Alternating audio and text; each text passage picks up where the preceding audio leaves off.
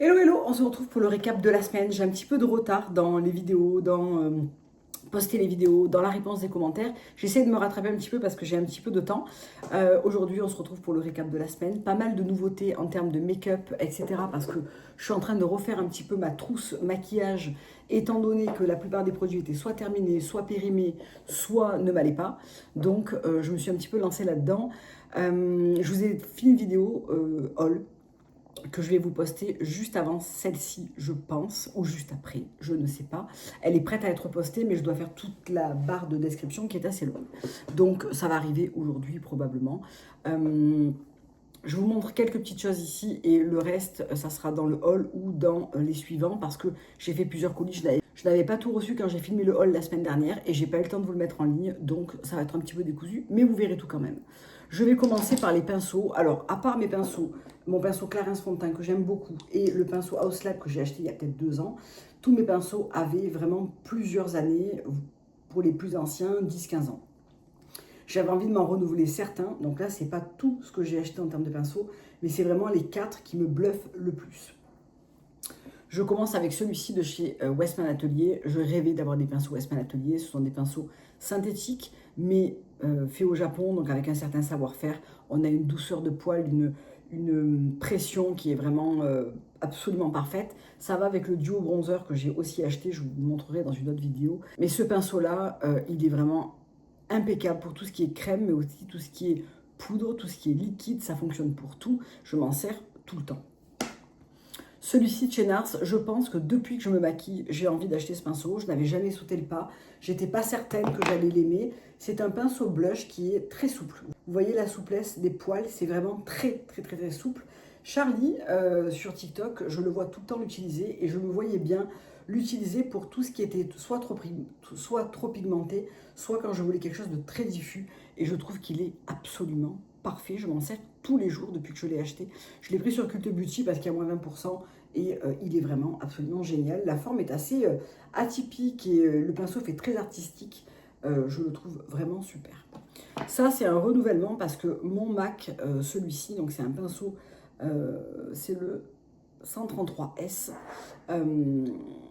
C'était mon pinceau à poudre il y a peut-être 15 ans. À l'époque, il était en poil naturel, maintenant c'est du poil synthétique, mais honnêtement, c'est très ressemblant et très bien imité. C'est mon pinceau, précision. Je me poudre le teint quasiment qu'avec ça parce que très précis pour les petites zones du dessous de l'œil, du contour du nez, de l'intersourcil.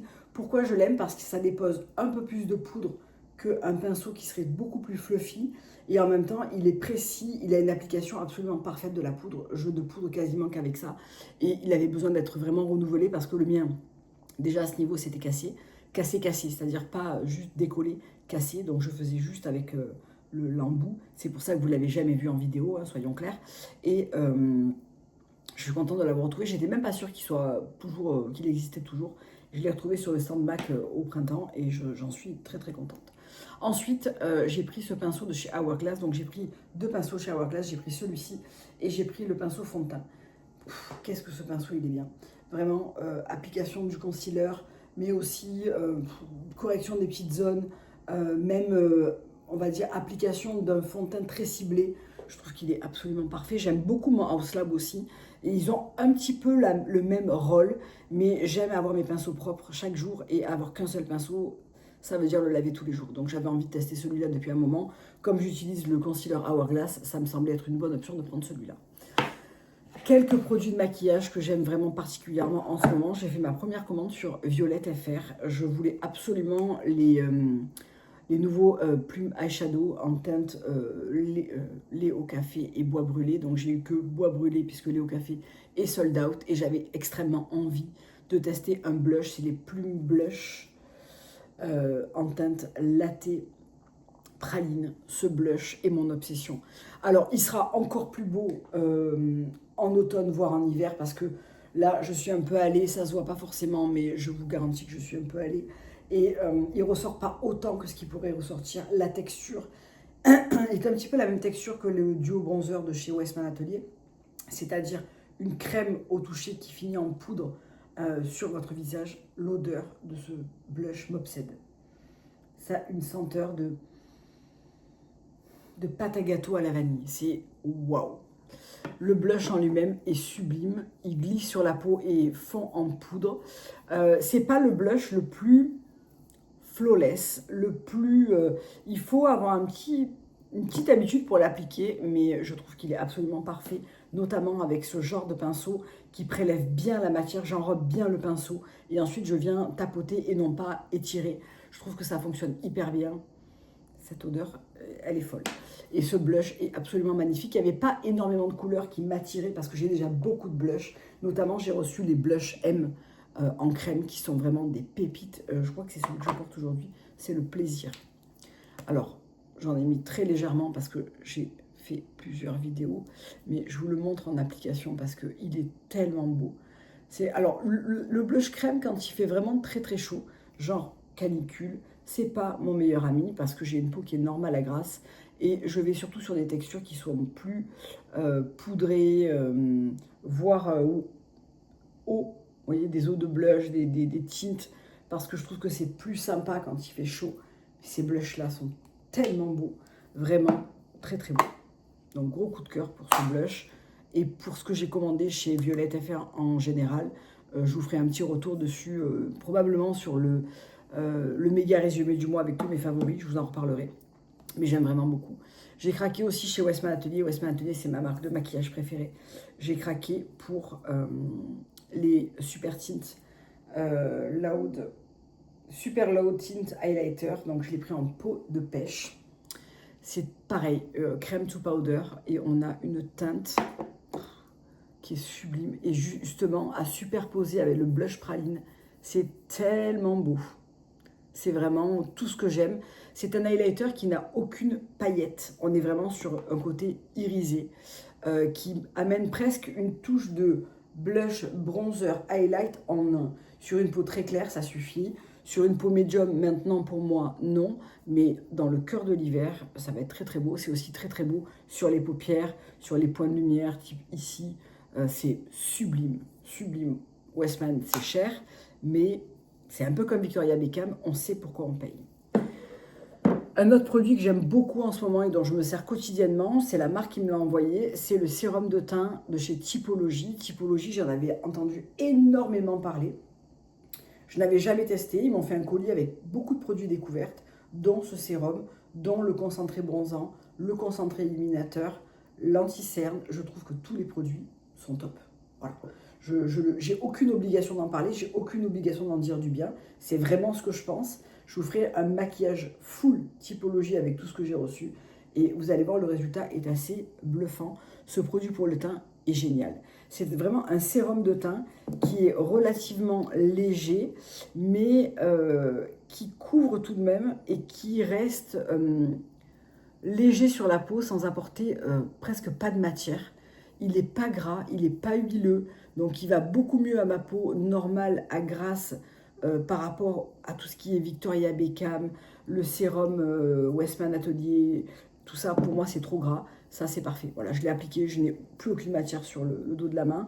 Et j'ai une peau qui est unifiée, mais qui n'est pas du tout grasse. Même quand il fait chaud, ça reste hyper bien en place. Autre chose dont je voulais vous parler, Absologie. J'en suis super, méga contente. J'entame aujourd'hui un nouveau mois de cure. Donc, je vais entamer, j'ai terminé hier, ma gamme Sun Glow. Et j'en suis méga contente parce que j'ai bronzé en n'étant quasiment pas exposée. J'ai accompagné mon fils 2 jours au camping. Je me suis mis donc en tout et pour tout peut-être 2 heures au soleil. Il faisait très chaud.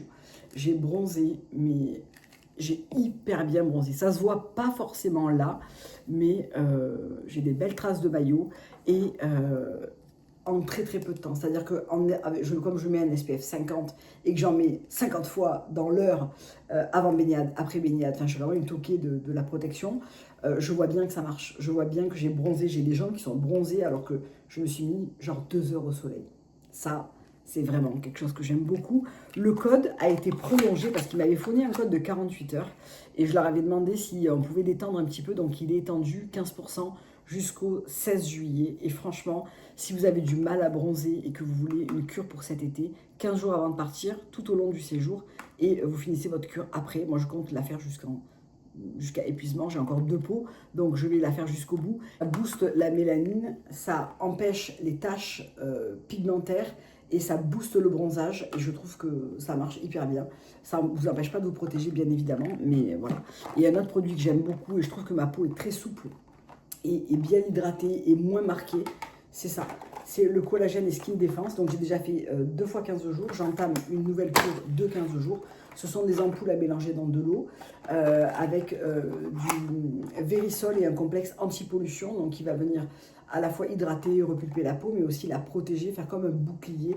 J'aime beaucoup la philosophie d'Absologie, mais aussi ce produit. Donc si ça vous intéresse et que vous avez raté le code promo, vous avez 15% encore pour 2-3 jours. Donc je vais terminer par mon plus gros coup de cœur, le Duet Blow Dry de chez GHD. Ce n'est pas le mien, c'est une amie qui me l'a prêté, parce que dernièrement, avec mon Dyson, je n'arrivais plus du tout à me coiffer. Chaleur, humidité, je n'ai plus de lissage. J'ai fait ce brushing ce matin en 5 minutes. Voilà, 5 minutes. J'ai un cheveu qui est vraiment fortement bouclé mousseux, donc pour moi c'est vraiment très chiant, surtout l'été, parce que j'ai énormément de volume, j'ai beaucoup de cheveux et j'ai un cheveu qui n'aime pas, enfin, qui n'a pas du tout envie d'être lissé, quoi. Donc je peux faire une petite reprise. Là, vous voyez, cette mèche, elle aurait besoin d'être reprise, mais franchement, par rapport à mon Dyson, ça va bien. C'est-à-dire que le Dyson insuffle de l'air, produit beaucoup de volume et serre beaucoup moins, ferme beaucoup moins les écailles. Lui, il a un système de picot, mais la base là, la plaque en fer ici, c'est comme un fer à lisser. Donc, je l'utilise exactement de la même manière que mon Dyson. Ça fait 3 fois que je l'utilise et 3 fois que je me dis waouh, il me le faut. Et je pense qu'une fois que je finis cette vidéo, je vais l'acheter. On le met en route, donc il met un petit temps de chauffe, donc il souffle et il chauffe.